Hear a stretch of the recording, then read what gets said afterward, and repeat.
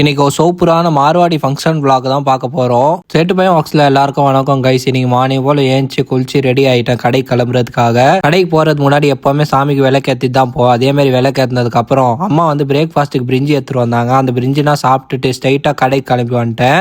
கடைக்கு கிளம்பி வந்தோடனே கடையிலையும் பார்த்தீங்கன்னா நல்லா சாமியெல்லாம் வேண்டதுக்கப்புறம் கடையில் கொஞ்சம் புது ஸ்டாக் ஐட்டம்லாம் வந்தது. அந்த ஐட்டம்ஸ் தான் வந்து செக் பண்ணதுக்கப்புறம் மதியானம் போல் நான் அம்மா கரண் 3 பேரும் ஃபங்க்ஷன் கிளம்பிட்டோம். வீட்டை விட்டு வெளியே வந்தோடனே வண்டி பஞ்சர் ஆயிடுச்சு. நல்ல வேலை பக்கத்துலேயே பஞ்சர் காடனால வண்டிக்கு பஞ்சர்னா போட்டுட்டு கொஞ்ச நேரத்தில் நாங்கள் ஸ்ட்ரெயிட்டாக மண்டபம் ரீச் ஆகிட்டோம். என்ன ஃபங்க்ஷன் கேட்டிங்கன்னா, கல்யாணத்துக்கு முன்னாடி நடக்கிற கீத் ஃபங்க்ஷனு எங்கள் தெரிஞ்சவரோட பொண்ணுக்கு தான்.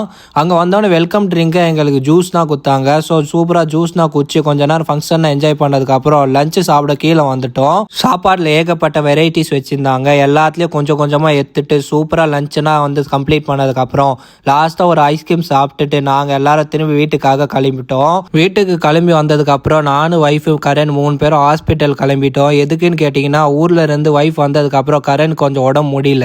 சரி ஒரு வாட்டி டாக்டருக்கு காமிச்சிட்டு வந்துலாம் சொல்லி நாங்கள் எப்போவுமே ரெகுலராக காட்டுற சைல்டு டாக்டர் கிட்ட தான் வந்திருக்கோம். அங்கே போயிட்டு பார்த்தா கிளினிக்கே காணோம். எங்கேன்னு கேட்டால் வேறு இடத்துல மாற்றிட்டாங்க. எப்படியோ கஷ்டப்பட்டு தேடி கண்டுபிடிச்சிட்டு கரணை டாக்டர்கிட்ட காமிச்சு மெடிசன்லாம் வாங்கிட்டு திரும்பி நாங்கள் எல்லாரும் வீட்டுக்காக கிளம்பிட்டோம். வர வழியில் வெயில் கொஞ்சம் அதிகமாக இருந்தனால கரனுக்கு ஒரு ஐஸ் இல்லாமல் கரும்பு ஜூஸும் நானும் ஒய்ஃப் ஐஸ் போட்டு ஒரு கரும்பு ஜூஸும் சூப்பராக குடிச்சு முடிச்சுட்டு ஒய்ஃபை திரும்பி வீட்டில் விட்டு நான் கடைக்காக கிளம்பி வந்துட்டேன்.